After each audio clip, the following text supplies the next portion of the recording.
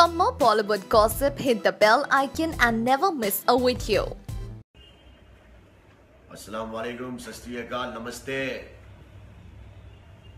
कैसे हो? अच्छे हो? मैं भी बहुत अच्छा हूं। हाँ, आज का मुद्दा यह है कि मैंने एक रिक्वेस्ट किया कि भाई काउ लेदर हार्ली डेविडसन में और कई मल्टीनेशनल कंपनियों में बिक रहा है, तो उल्टा मेरे देश के वासी मुझे गालियां दे रहे हैं, मेरी माँ बहनों को गालियां दे रहे हैं, मुसलमानों को गालियां दे रहे हैं और पता नहीं क्या क्या कर रहे हैं। और हार्ली डेविडसन को किसी ने गाली नहीं दिया। पूरे हिंदुस्तान में से हार्ली डेविडसन में से कोई भी विश्व हिंदू परिषद या कोई भी गौ रक्षक या कोई भी गाय माता के चाहने वाले कोई भी हार्ली डेविडसन के दुकान पे जाके ना तोड़ किया, ना नारे लगाए, ना पुलिस केस किया। मुझे गालियां देके फेमस हो रहे लोग। और रही बात वो दुबे की, अबे दुबे चोर, तेरे जैसे ना 56 इधर घूमते हैं और तेरे जैसे 56 खाली है ना भाई के पांव दबाते हैं। जिस दिन मैं तेरे सामने आ गया ना बेटा, वो नकली तू सिक्सरिया दिखा रहे ला, 6 बंदूक वाला, ऐसा खाली फालतू का, खाली 2 लाफे मारूंगा ना, अगर तू उड़ गया ना उसके बाद जरूर फिर हम लोग छोड़ के चले जाएंगे हिंदुस्तान, 2 लाफे में। और ये हिंदू मुसलमान मत कर। मैंने साले चोर, मैंने ये नहीं बोला कि मेरे हिंदू भाइयों को देश से निकालो या मेरे हिंदू भाइयों को मार डालो या मेरे हिंदू भाइयों को काट डालो। दुबे, मैंने ये बोला कि हिंदुस्तान में गाय के नाम पे मुसलमानों को मारा जा रहा है। क्यों? मुसलमान तेरे भाई नहीं है साले? मुसलमान मरते तो तुम लोगों को तकलीफ नहीं होती है? तो मेरा बोलने का मतलब यह था कि काउ लेदर इस दुनिया में बिक रहा है, काउ लेदर को बंद कराओ। हिंदुस्तान में तो बंद कराओ कम से कम। चलो हार्ली डेविडसन के पास लाइसेंस होगा हर जगह का, खाली हिंदुस्तान में तो बंद कराओ।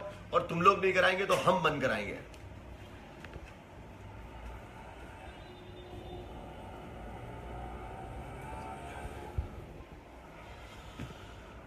और जितने लोग भी वीडियो बना रहे हैं ना, उनको यह बता दूं, बंबई में रहता हूं, अकेला घूमता हूं, विदाउट सिक्योरिटी। सोनू निगम की तरह 4 सिक्योरिटी नहीं ले लिया मैंने। और मेरे को वो मौलाना से बहुत मेरे को उनको बहुत गुस्सा आ रहा है, जो बंगाल के मौलाना ने बयान किया कि सोनू निगम अगर सर बनवाएगा तो उसको मैं 10 लाख रुपए दूंगा। आपको शर्म नहीं आती है? इस्लाम का नाम इस तरह से खराब कर रहे हो। इस्लाम में हमारे लिए फतवा है, तुम उसके लिए फतवा निकाल रहे हो, चैलेंज कर रहे हो। और उसने सर मुंडवाया, उसके बाद अब तुम्हारे पास क्या जवाब है? तो क्यों इस्लाम का मजाक उड़ाते हो? कौन से इस्लाम में लिखा है कि किसी से नफरत करो, किसी पे फतवा निकालो, किसी को इस तरह से? हमने हमारे हक पे बात की कि अजान बंद नहीं होगी, बस हो गया। अब सारे लोग वो टॉपिक को लेके सोनू निगम ने सर मुंडवाया तो उसको सारे फ्रंट पेज पे छाप रही है मीडिया, वाह वाह वाह, मौलाना हार गए, मौलाना हार गए, मौलाना हार गए। और मैंने टॉपिक रखा तो किसी बॉम्बे टाइम्स, किसी ये टाइम्स ने, किसी ने नहीं लिखा कि Ejaz Khan have a point कि भाई हार्ली डेविडसन में लोग मर जाए इनको कोई परवाह नहीं है, सोनू निगम टकला कराया उसको छाप देंगे। क्या देश आ गया है, क्या देश आ गया भाई, क्या हो रहा है? मेरे भाई, मैं तुम लोगों से ये कह दूं कि हार्ली डेविडसन अगर तुमने नहीं किया तो हम मुसलमान इंशाल्लाह बंद कराएंगे। हम इंडियन मुस्लिम है हम लोग, और हम लोग इंडिया से बहुत प्यार करते हैं। पर तुम लोग यार प्लीज, मतलब हिंदू मुस्लिम सिख ईसाई हम लोग सब भाई है। हम लोग को, हम सो रहे हैं, हमको तुम्हारे को एक किस्सा सुनाता हूं मैं।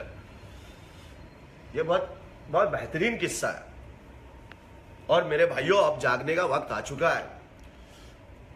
मैं एक अंग्रेज, हमारे दोस्त आए थे, कुछ डॉक्यूमेंट्री बनाते हिंदुस्तान के लिए, बहुत अच्छी डॉक्यूमेंट्री बना रहे थे।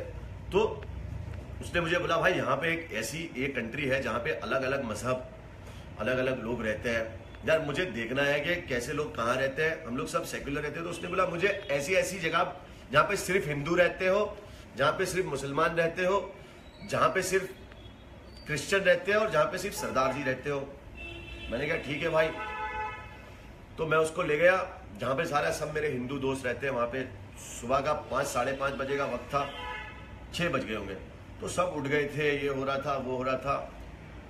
फिर मैं उनको दिखाया कि देखो यहाँ आरती हो रही है, सब हो रहा है। फिर हम लोग गए, सरदार जी लोग जहाँ रहते हैं, तो सरदार जी के वहाँ गए, वहाँ पे भी देखा कि सब लोग उठ गए, अपना अपना पूजा पाठ कर रहे हैं, अपना अपना गुरुद्वारा को वो कर रहे हैं। फिर उसके बाद मैं उनको कैथलिक के यहाँ ले गया, वो लोग भी अपना अपना कर रहे हैं, ये कर रहे हैं, वो कर रहे हैं। तो लास्ट में मैं उनको ले गया अपने मुस्लिम एरिया में, मुस्लिम इलाके में। वहां पे बज गए होंगे कुछ 7, 7:30 बज गए होंगे, सब सो रहे थे। तो वो बोला, अंग्रेज बोला, भाई ये सब उठ गए हैं और ये मुस्लिम सारे सो रहे हैं। तो मैंने बोला, भाई ये सोते हुए अच्छे हैं, जिस दिन ये जाग गए ना, उस दिन और भी तरक्की आ जाएगी देश में, लड़ाई झगड़े नहीं होंगे, क्योंकि हम मार काट में बिलीव नहीं करते, इस्लाम मारने और काटने में बिलीव नहीं करता है। तो मेरे भाइयों, अब जागो, सुबह की अजान के बाद मस्जिदों में भीड़ होनी चाहिए। तो ऐसा कोई आदमी हमारी अजान के लिए कभी भी कंप्लेन नहीं कर पाएगा। हम जब नहीं उठेंगे तो लोग कैसे उठेंगे मेरे भाई? उठो, अब उठने का और जागने का वक्त आ गया है, और हमको कोई मारना काटना नहीं है, तादाद दिखानी है, तादाद दिखानी है हमको खाली, बस। और हिंदुस्तानी है हम लोग, और हमको यहां से कोई किसी का बाप नहीं निकाल सकता है। सभी का खून शामिल है इस मिट्टी में, किसी के बाप का हिंदुस्तान नहीं है।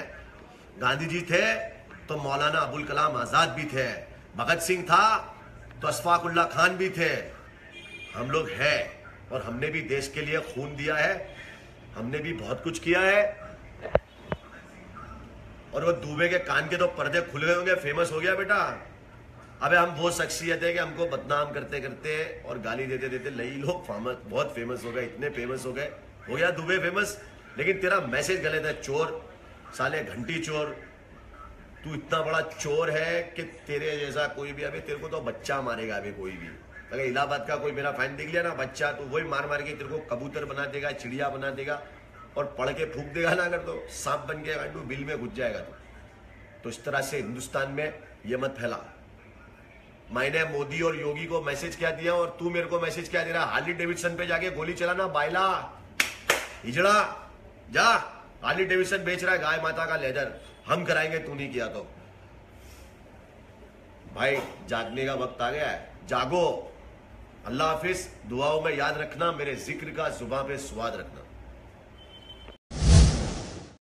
सर वैसे तो विवाद किसी भी सेलिब्रिटी की ज़िंदगी का हिस्सा होता है, लेकिन विवाद होना और विवाद क्रिएट करना कितना डिफरेंस है। आप हाल में देखिए, सोनू निगम ने बयान दिया है कि अजान से उनको तकलीफ होती है, और वो भी इतने जिम्मेदार नागरिक हैं वो, और इतने मशहूर सिंगर है। मतलब क्या ज़रूरत थी उनको इस तरह के बयान देने की? आपको लगता है कि कुछ हद तक ये गलत है, या क्या कहना चाहिए इस बारे में? देखिए, सोनू निगम जो हैं वो एक महान गायक हैं, और हर कौम से ताल्लुक़ रखने वाले लोग उनके फ़ैन हैं, और बहुत ही निजी जीवन में बहुत ही सज्जन पुरुष है। बड़ी उस बंदे में तमीज़ तहजीब है, बड़ा अच्छा उसका अखलाक है। मेरी समझ में ये नहीं आता कि उस जैसा बंदा, उस जैसा कलाकार, उस जैसा इंसान ऐसी बात कैसे कर सकता है। अब उन्होंने जो शब्दों का इस्तेमाल किया है, चोंचलेबाजी या गुंडागर्दी, नमाज पढ़ना या अजान देना जो है वो चोंचलेबाजी नहीं है, वो गुंडागर्दी नहीं है। ना पूजा करना गुंडागर्दी है, ना गुरबानी। तो एक ऐसी बात जब आप करते हो, इस बात को करने के दूसरे तरीके भी हो सकते थे, लेकिन आपके ये शब्द लोगों के दिलों को ठेस पहुंचा रहे हैं। बात करने का तरीका होता है। मैं कहूं कि ये मेरे बाप की बीवी है। बाप की बीवी कौन होती है? माँ है। और मैं ये कहूं कि ये मेरी माता है, मेरी मातोश्री है, मेरी वालिदा। बात कौन सी सही है? माँ है ना। बात वो भी सही है, लेकिन कहने का तरीका बहुत बहुत बहुत गलत है। और देखिए, जो धार्मिक आस्थाएं होती हैं उनके बारे में अगर ऐसी बात की जाए तो दिल को बड़ी ठेस लगती है। उन्होंने एक बात और कही कि जब हजरत पैगंबर मोहम्मद ने नमाज शुरू करवाई तब लाउड स्पीकर नहीं था। मैं ये कहूँगा कि जब हिंदुइज्म आया, जब इस्लाम आया, जब सिखइज्म आया, जब बुद्ध और जैन धर्म आए तब भी लाउड स्पीकर नहीं थे।